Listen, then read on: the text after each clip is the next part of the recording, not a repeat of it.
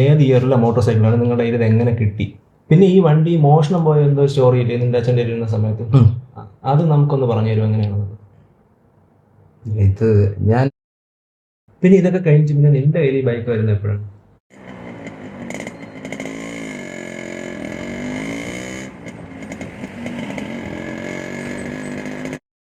ഞാൻ ഒരു +1 ടൈമിലൊക്കെയാണ് ഞാൻ ഈ വണ്ടി ഫസ്റ്റ് ഞാൻ എടുത്ത് സ്റ്റാർട്ട് ചെയ്യുന്നത്. +1 അല്ല, കൃത്യം ഒരു 10th ഒക്കെ കഴിഞ്ഞപ്പോൾ 10th കഴിഞ്ഞ് നിൽക്കുന്ന ആ ഒരു ടൈമിലായിരുന്നു. ഞാൻ ആദ്യം ഇതിന്റെ വാല്യൂ എന്താണ് എങ്ങനെയാണ് എന്നൊന്നും എനിക്ക് അറിഞ്ഞൂടാ. ഈ വണ്ടി ഇങ്ങനെ എൻ്റെ സ്കൂളിലെല്ലാവരും ഈ സാധനം ചോദിക്കുന്ന ടൈമിൽ അച്ഛനെ RX ആണോ ചോദിക്കാൻ എനിക്ക് അറിഞ്ഞൂടാ. ഈ RXനെ കുറിച്ച് എന്താണ് ഈ ആൾ പറഞ്ഞത്. പയ്യന്മാർ എൻ്റെ കൂടെ ഉള്ളമാര് എനിക്ക് അറിഞ്ഞൂടാ ഇതെന്താണ്. ഞാൻ ആ സമയത്തൊക്കെ വിചാരിച്ച് ഈ മോശം പോയപ്പോൾ വരുമ്പോൾ ഞാൻ വിചാരിച്ചത് എന്തോ വേറെ വണ്ടി എടുത്താൽ കൊള്ളാന്ന് പറഞ്ഞുകൊണ്ടാണ്. അങ്ങനെ എന്തോ ഇവിടെ നമുക്ക് വീട്ടിനടുത്തുള്ള ഒരു പയ്യൻ തന്നെ പറഞ്ഞു എടുത്തിട്ട് പോവാ. സംഭവം എന്ന് പറഞ്ഞു കഴിഞ്ഞാൽ അതൊരു വണ്ടി എടുത്തോണ്ട് വന്നതെന്ന് തന്നെ പറഞ്ഞ ഒരു ഈഗോ പ്രശ്നം കൊണ്ടാണ് വന്നത്. അവനൊരു സ്റ്റാർ സിറ്റി എന്തോ ഉണ്ടായിരുന്നു. അവൻ ഇങ്ങനെ എടുത്തിട്ട് വെച്ചിട്ട് ബാക്കിയുള്ളവർക്കൊക്കെ കൊടുത്ത് ഞാൻ ഒന്ന് എടുത്തുകൊണ്ടില്ല. അവൻ എനിക്ക് വണ്ടി ഓടിക്കാൻ അറിഞ്ഞുകൂടാ, അതാണ് എനിക്ക് ഒരു RX ഉണ്ടല്ലോ, നീ അത് എടുക്കാൻ എന്താ മറ്റാണ് കുറച്ചാണ്.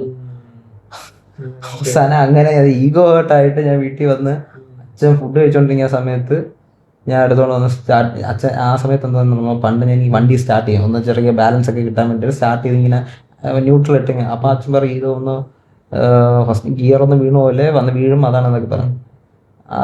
ഒരു ഐഡിയ ഉണ്ടായിരുന്നു ഇമാരൊക്കെ പറഞ്ഞ്, സ്കൂളിലുള്ളമാരെല്ലാം പറഞ്ഞു ഇതെങ്ങനെയാണ് വണ്ടി ഓടിക്കുന്നത്. ഈ ക്ലച്ച് അമർത്തി ഫസ്റ്റ് ഗിയർ ഇട്ട് പതുക്കെ റിലീസ് ചെയ്ത് ആദ്യമൊക്കെ ഞാൻ അങ്ങനെ നോക്കുമായിരുന്നു. എന്നാലും ഉള്ളിലൊരു പേടി ഉണ്ടായിരുന്നു എങ്ങനെ പോകും ഏതാ. അങ്ങനെ എടുത്തു വണ്ടി ഫ്രണ്ടിലോട്ട് പോയി. ഇവിടെ നിന്ന് എടുത്ത് പക്ഷെ ഗിയർ അധികം ഒന്നും മാറില്ല. ഫസ്റ്റ് ഗിയറിൽ തന്നെ വെച്ചിട്ട് ഇവിടെ നിന്ന് പോവാണ് പുകഞ്ഞ് സൗണ്ട് മറ്റേ അങ്ങ് കേൾക്കാം. ആ രീതിയിൽ ഇവിടെ നിന്ന് നേരെ ആമാരെ ഫ്രണ്ടിൽ വന്ന് രണ്ട്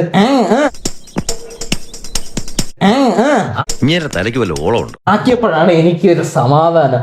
അമ്മ രണ്ടും കൂടെ കണ്ണുകളി. അവസാനം എന്തോ അവർ ഒരുത്തും ചോദിക്കുന്നത് എടാ വണ്ടി ഞാനൊന്ന് ഓടിച്ചു. അപ്പോൾ വണ്ടി ഓടിക്കാൻ അറിയാം, ഞാൻ ഒന്ന് ഓടിച്ചിരിക്കുന്നു. ഞാൻ എൻ്റെ ഒരു ഇതിൽ ഞാൻ ഇങ്ങനെ പെട്ടെന്ന് ഇറങ്ങി. എന്തോ ദൈവഭയത്തിന് നോക്കിയപ്പം ഞാൻ ഇവിടെ വണ്ടി ഇതായിട്ട് വന്ന ഒരു 200 മീറ്റർ ഡിസ്റ്റൻസ്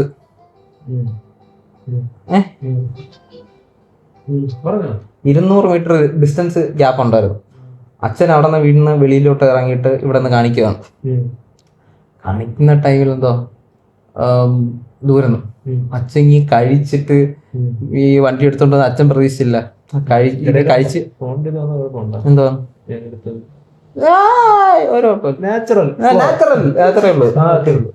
അങ്ങനെ കഴിച്ചിരുന്ന കൈയോടെ ഇറങ്ങി വന്ന അച്ഛൻ അവിടെ നിന്ന് വണ്ടി എടുത്തോണ്ട് വാടാ അവിടെ ദൂരം നിന്ന് കാണിക്കും.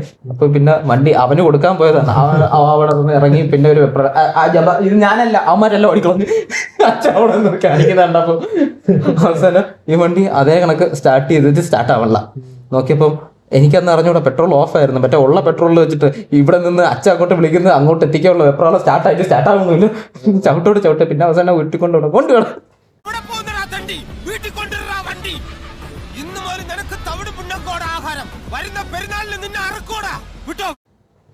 ഇതാണ് നമ്മുടെ നടന്ന. അങ്ങനെയാണ് പതുക്കെ ഈ സാധനം വണ്ടി ഓടിച്ച് എന്താണ് ഏതാണ് ഇങ്ങനെ ഐഡിയ ആയി. പിന്നെ നമ്മള് കൊണ്ടുപോയി എവിടെയൊക്കെ കൊണ്ടുപോയി. നീ ഓടിച്ചു, പലരും ഓടിച്ചു. അങ്ങനെ ഓടിച്ച കഥ മതിയല്ലേ. അങ്ങനെ ഓടിച്ച് അങ്ങനെ ആ വണ്ടി ആ ഒരു പക്ഷെ ആ വണ്ടി ഓടിച്ചത് നിനക്കറിയാം. നമ്മള് ദിവസവും നമ്മളൊരു കോളേജ് ടൈമിൽ നമ്മൾ ഇതായിരുന്ന സമയത്തായിരുന്നു. ദിവസവും കഴിഞ്ഞിട്ട് വരും, നമ്മൾ ഇതും കൊണ്ട് ശംഖുവത്ത് പോകും. അവിടെ നിന്നൊരു 2 ഫോട്ടോ എടുക്കും, തിരിച്ചു വരും. ഇത് തന്നെ ദിവസവും. അതൊക്കെ സമയത്ത് ശംഖുവത്തെ റോഡ് മാത്രം, നമ്മൾ ഇപ്പോഴുള്ള ഈ ഹൈവേ ഒന്നും അന്ന് ഇല്ല. ഹൈവേ ഉണ്ട്, പക്ഷെ ഇന്ന് കാണുന്ന പോലത്തെ അത്രയും നല്ല റോഡൊന്നും അല്ല. അന്ന് നമ്മുടെ ഈ എയർപോർട്ട് റോഡായിരുന്നു കുറച്ചും കൂടെ നല്ല സ്ട്രെച്ച് റോഡ് ഉണ്ടായിരുന്നു. അപ്പൊ എല്ലാവരും അന്നവിടെ വണ്ടി ഓടിക്കാൻ വരുമായിരുന്നു. അപ്പൊ അന്നത്തെ സമയത്ത് ഞങ്ങൾ ഈ ഒരു RX-ലായിരുന്നു ആ സമയത്ത് അവിടെ എല്ലാം ഓടിച്ചോണ്ടിരുന്നത്. ദിവസവും 100 അടിയായിരുന്നു പരിപാടി.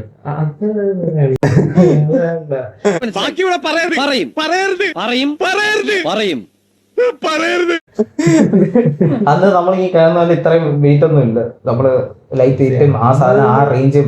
ഇപ്പൊ എനിക്ക് തോന്നുന്നത് നമ്മള് ബാക്ക് വീല് മറ്റേ SD വീലിട്ട ശേഷമാണ് ആ പുള്ളിങ് അതൊക്കെ കുറഞ്ഞത്. പണ്ട് പഴയ സ്റ്റോക്ക് വീലൊക്കെ ആയിരുന്ന സമയത്ത് വണ്ടി നല്ല ഇതായിരുന്നു. നല്ല പിക്കപ്പായിരുന്നു. പിന്നെ അന്ന് പിന്നെ ഇന്നത്തെ പോലെ പോലീസിന്റെ ഇഷ്യൂ അങ്ങനെ, പിന്നെ മാത്രമല്ല നമുക്ക് അന്നത്തെ അത്രത്തോളം ഒരു മെച്യൂരിറ്റി ഇല്ല. നമുക്ക് ഇങ്ങനെയൊന്നും, നമുക്ക് അന്ന് എങ്ങനെയും കുറച്ച് ദൂരം നല്ല രീതിയിൽ ഓടിക്കണം, ആ ഒരു മൈൻഡ് മാത്രമേ ഉള്ളൂ. പക്ഷെ പിന്നെ പിന്നെയൊക്കെ നമുക്കത് മാറി വന്ന് ആ ഒരു ടൈമിൽ നമ്മൾ ഇങ്ങനെയൊക്കെ പോയിട്ടുണ്ട്, പല സമയം കിട്ടിയിട്ടുമുണ്ട്, എല്ലാം അതിന്റെ ഒരു ഭാഗമാണല്ലേ. പിന്നെ ഇതിനുശേഷം പിന്നെ ഈ വണ്ടി റീബിൽഡ് ചെയ്യാനുള്ള തീരുമാനം എടുക്കുകയും വേറെ പുതിയ വണ്ടി വേണ്ടെന്ന് പറയുകയൊക്കെ ചെയ്തല്ലോ. അതിന്റെ ഒരു റീസൺ എന്തായിരുന്നു പെട്ടെന്ന് ഇത് റീബിൽഡ് ചെയ്യാൻ വേറെ വണ്ടി വേണ്ടെന്ന് ഉദ്ദേശിച്ചത്? എനിക്ക് ഒരു കോളേജ് എന്ന് പറയുമ്പോൾ +2 ഒക്കെ കഴിഞ്ഞപ്പോൾ ഈ വണ്ടിയുടെ ഒരു കേസായപ്പോൾ വണ്ടി അങ്ങോട്ട് ട്രാവൽ ചെയ്യാനായിട്ട് വണ്ടിയൊക്കെ വേണം എന്നുള്ളൊരു സമയമായപ്പോൾ ഇവിടെ നിന്ന് തന്നെ വീട്ടിൽ നിന്ന് പറഞ്ഞ് വേറെ വണ്ടി എടുക്കണോ, നമുക്ക് ബുള്ളറ്റ് നോക്കാം, വേറെ വണ്ടി എടുക്കണോ, ഇത് ചെയ്യണോ, ഇത് നമുക്ക് വിൽക്കാം, ഇത് വിറ്റിട്ട് നമുക്കത് എടുക്കാം എന്നുള്ള രീതിയിൽ. അപ്പോൾ ആദ്യം കുറേ മനസ്സ് ചാഞ്ചാട്ടമൊക്കെ ഉണ്ടായിരുന്നു, വേണോ ഇത് എടുക്കാവോ, അതാണ് കുറേ പേരൊക്കെ എന്നെ അതിന് വേണ്ടിയായിട്ട് മോട്ടിവേറ്റ് ചെയ്തിട്ടുണ്ടായിരുന്നു, ഓർമ്മ ഉണ്ടായിരിക്കും. നമ്മളെയാണല്ലോ മച്ചമ്പി. ഇതിപ്പോ പുതിയ വണ്ടി എടുത്ത അത് മാത്രം മതി, അത് മാത്രം മതി, അത് മാത്രം നമുക്ക് വളരെ കുറച്ച് സമയം. ഞാൻ എന്തോ വല്ല വേറെ എങ്ങോട്ടൊക്കെ സഞ്ചരിക്കുന്നുണ്ട്, പോണ്ട സമയം ഇല്ല, ഇത് മാത്രം പറഞ്ഞു. സാറേ മുഴുവൻ കഴിഞ്ഞിട്ടില്ല എന്റെ സംഭാഷണം, അത്രേ മതി. എടാ സ്റ്റുഡിയോവേ, എന്റെ സംഭാഷണം എടുത്തില്ലെങ്കിലല്ല നിന്റെ സ്റ്റുഡിയോ. ഓക്കെ പറഞ്ഞോളൂ ഓക്കെ.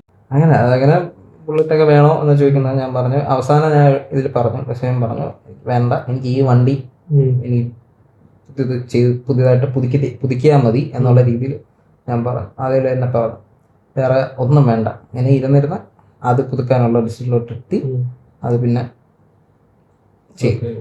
അതായത് മുമ്പ് അതായത് ഈ റീബിൽഡ് ചെയ്തതിന് ശേഷം ഉണ്ടായിരുന്ന ഒരു ഫീൽ എങ്ങനെയാണ്? അത് നല്ലൊരു ഫീലാണ് കിട്ടിയത്, അതായത് വണ്ടി കുറച്ചുകൂടി ഇമ്പ്രൂവ് ആയെന്നാണ് തോന്നിയത്? അത് അങ്ങനെ ചോദിച്ചാൽ സത്യം പറയുമെങ്കിൽ ഡ്രോപ്പ് ആവുകയാണ് ചെയ്തത്. അതിന് റീസൺസ് എന്തൊക്കെയാണ്? റീസൺസ്, എൻ്റെ മെയിൻ റീസൺ എന്ന് പറഞ്ഞു കഴിഞ്ഞാൽ വണ്ടിയുടെ ബാക്കിയുള്ള കാര്യങ്ങളെല്ലാം അടിപൊളിയാണ്. ഞാൻ ഇപ്പോൾ ആളുകൾ ഈ RX ചെയ്യുന്ന പോലെ ബാക്കിലത്തെ ടയർ വലുതാക്കി, ഇതാണ് ഇതിന്റെ മെയിൻ ആയിട്ടുള്ള ഒരു സംഭവം.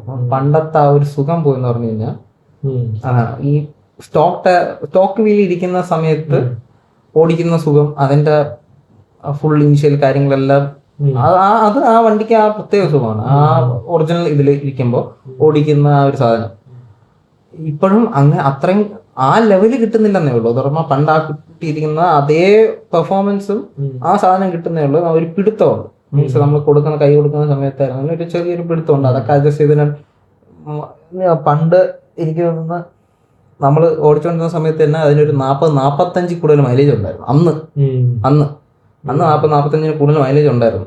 സത്യം പറയണേ ഇപ്പോഴത്തെ കണക്കല്ല. ഇപ്പം എനിക്കത് 30-35 മാറിക്കൊണ്ടിരിക്കാം. ഇപ്പോൾ വേറെ പലരുടെയും വണ്ടിയിൽ പോട്ടൊക്കെ ചെയ്ത് മറ്റേ ചേമ്പറൊക്കെ ഫിറ്റ് ചെയ്തിട്ട് ഇരിക്കുന്ന സമയത്ത് അതിലൊക്കെ 20 കിട്ടിയാൽ 20-25 ആയിരിക്കും ചിലപ്പോൾ കിട്ടും. 20-25 കിട്ടിയാൽ തന്നെ വലിയ ഭാഗ്യം.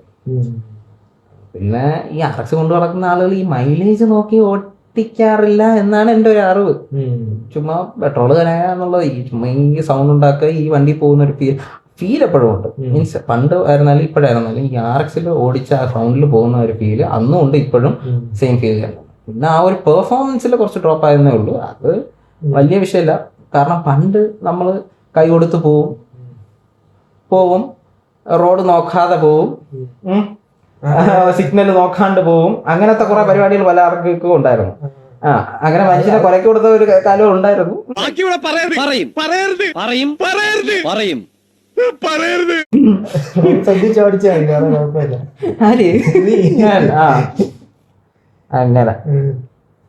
അങ്ങനെ വേറെ കുഴപ്പമൊന്നുമില്ല, അപ്പം നന്നായിട്ട് പോവുക തന്നെയാണ്. പിന്നെ ഉള്ള ഒരു കുഴപ്പം എന്തെന്ന് പറഞ്ഞു കഴിഞ്ഞാൽ ഇത് വെള്ളം നനഞ്ഞു കഴിഞ്ഞാൽ എപ്പോഴും ഇട്ട് നല്ല വൃത്തിയാക്കി തുടച്ചുകൊണ്ടിരുന്നില്ല എങ്കിൽ തുരുമ്പ് കയറും. ആ ഒരു കുഴപ്പമുണ്ട്.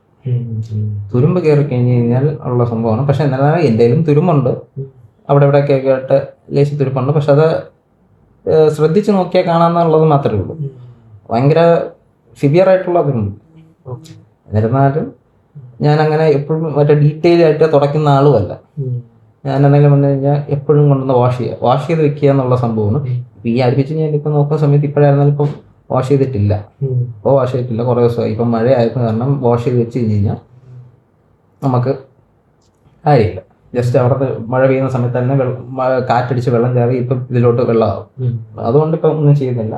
മഴ ഒന്ന് ചെറുതായിട്ട് ഒന്ന് കുറഞ്ഞ ശേഷം ഒന്ന് വാഷ് ചെയ്ത് പിന്നെ ഇത് തിരിച്ചു വെക്കും. പിന്നെ ഇപ്പം പണ്ടത്തെ ആളുടെ എടുത്ത് ഈ ആർച്ചെടുത്തുകൊണ്ട് പുറത്ത് പോകുന്നത് കുറവെന്ന് പറഞ്ഞു കഴിഞ്ഞാൽ എടുക്കും, മിക്ക ആഴ്ച എടുക്കും.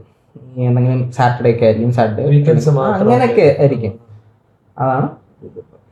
അപ്പൊ ഡെയിലി കമൗണ്ട്സിന് ഇപ്പൊ എന്താണ് ചെയ്യുന്നത്? ഡെയിലിക്ക് നമുക്ക് നമ്മുടെ വേറെ ഒരു സംഭവം ഉണ്ടല്ലോ, അതിൽ പോകും. നമ്മുടെ ഇലക്ട്രിക് ഗീസർ ഉണ്ടല്ലോ, അതിലാണ് പോകുന്നത്. പിന്നെ അതാകുമ്പോൾ പിന്നെ സുഖമാണ്.